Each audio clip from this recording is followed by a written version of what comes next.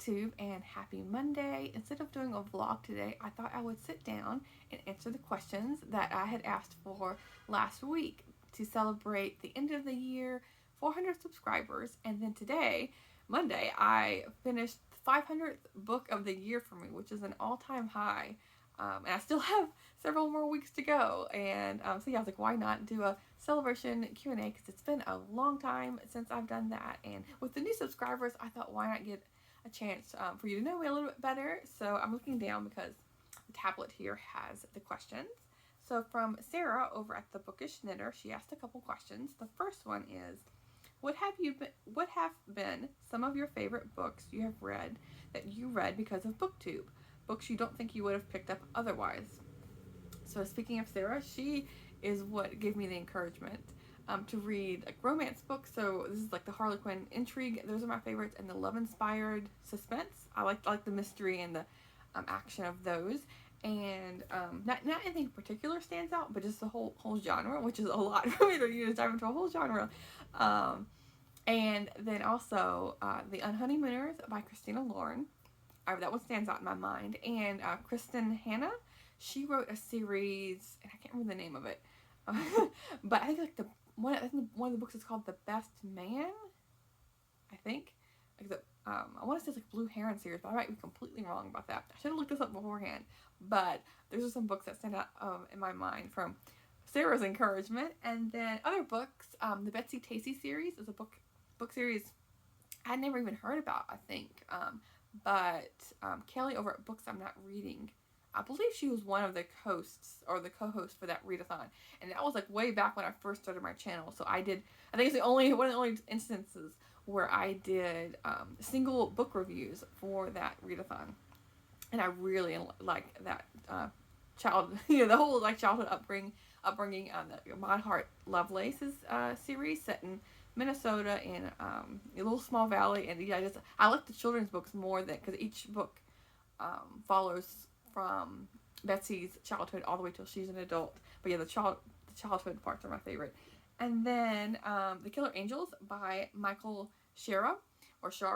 I heard about this book from Steve Donahue because he had mentioned that this was one of the books as a bookseller that was almost like fail-proof. That when he could almost like blanket recommend it to people, and so I like history and historical fiction, so this was really good. And I got this from a little free library years ago, meaning to do a reread. Haven't done it yet, but yeah, it is one of my favorite historical fictions for sure. But yeah, there's endless books that I was notified from BookTube or given the encouragement. There have been she didn't ask this question, but there have been a couple that are complete fails for me. One in particular was like this for me, complete wasted. I ended the book so mad. I was like, this is a complete waste of time. And I don't want to like poo-poo too many books, but that one is Michelle Faber, The Crimson Petal and the White. Couldn't stand it. I got through it, the whole thing, and I was just mad at the end of it. but anyway, most of the time it's been good. And like as you're on BookTube or as you watch BookTube, you get to know sometimes different people's taste and know when they align with you and when they don't. So sometimes it takes some experimentation there. But anyway, so question 2 is, if you finish a physical book, do you unhaul or keep it? Well, looking at my previous videos of like unhauling so many books, majority of the physical books that I read I unhaul, just because I have a limited space. I have 3 bookcases, and then I have one in the living room that's like manga and comic books and more of my boyfriend's books, although some of his books are like the fantasy are up here. So I have a limited space. I have 3 bookcases, and if I kept everything I read, I would be I would be overwhelmed. And just my access to books, it's I feel like most of the books I unhaul I could easily pick up. I do for books that I know are more rare or out of print in particular, I really think hard before I unhaul it. But yeah, for the most part, I do unhaul the books I read, unless they're books that I think I will want to reread or that I know are favorites. But even then, sometimes I unhaul a book and I need more time really to have thought about it before I unhaul it, because I was like, oh darn it, I wish I'd have kept that book, because that book is actually their story or whatever. It's lingering with me, so I do want to reread it. So there is some instances where I regret it, but for the most part, yeah, I'm happy with my decisions for that. And then question 3 is, what are the criteria for a book being a keeper? I think I just like answered that question. But yeah, favorites or rereads is what really I stick to. Or like sometimes like, well, this was a favorite. I mentioned this book the other day, Open Horizons by Sigurd F. Olsen. I thought I hadn't read this book, but I have. But it was stuck in my mind. I was like holding this book. I do want to keep it, but it's like a reminder to me that I want to look for more books by this author when I go book shopping. So yes, there's those questions. And then Kathy over at The Grim Reader says, I'm interested in whatever you'd like to share about your work life and perhaps other hobbies I have. So my work life, I work at a very interesting company. My particular job isn't that interesting. It's in like the finance department of things. I don't want to get into too much detail of what I do, but it's, I don't want to say it's a complete boring job, but it's interesting enough. But the company itself, I don't want to like name it, but it's very interesting. They're constantly like making the news for like their medical field that they're in, and they do a lot of transplants and like designing like different, I don't even know, like they map out like the human genome, use the human genome and DNA and like stem cells, and then they're able to create they're working on creating like organs and whatnot. And really a lot of it is to make transplants more available, like organs more available for people. Because I know there's so many people that die on the wait list, unfortunately. So they're really trying to help those numbers, to decrease that specific number kind of thing. But it's just a really cool company, and I'm proud to work there. But as far as my work life balance, I do work remotely, and it's a company based on the East Coast, and so I live on the West Coast. So my hours are, instead of 9 to 5, they're 6 to 2, which I greatly prefer. I love those hours because even though I have to wake up early, and it's really hard during the winter right now when it's dark outside. It's only like 4:30 right now, and it's pitch black outside at the moment. But even though that can be difficult, just knowing I have from 2 on, from basically like 2 to 10 when I try to go to sleep from between like 10 and 11, because I wake up so early. But I have all that time, so if I need to do an errand, if I need to go grocery shopping or whatever, I can get in and out even before the kids are out of school, which I really like. And yeah, that's about it for that part. Yeah, I feel like I have a good balance, and I have like a little office with a standing desk, like a stand desk.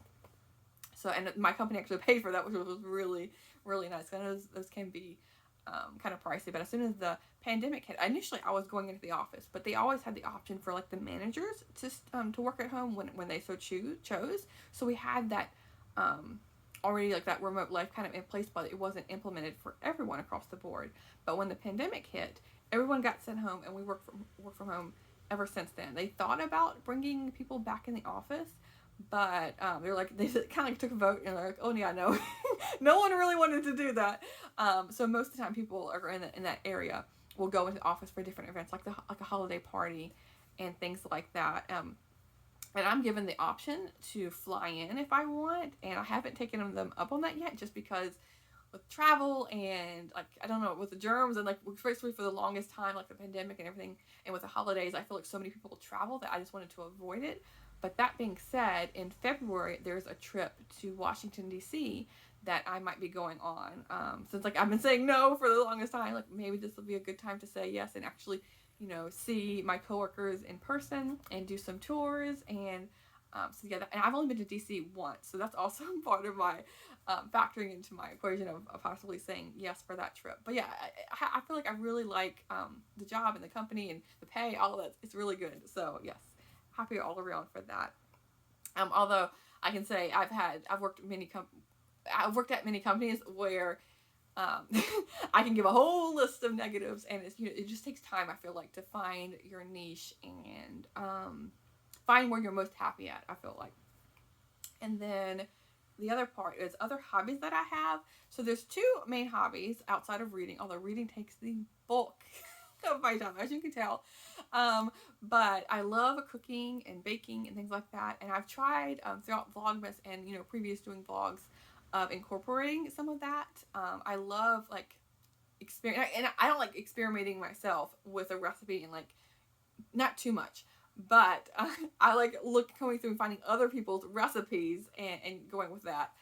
For example, I really like the Great British Baking Show, like in the past, and sometimes they'll talk about a random recipe I've never heard of before, and I want to go dive into that, or someone will mention, or I'll eat, you know, at a restaurant, and try something, oh, that, you know, or that ingredient or whatever, and so I will want to look up, or books. Speaking of books, I'll read a book, and you know, they'll mention something.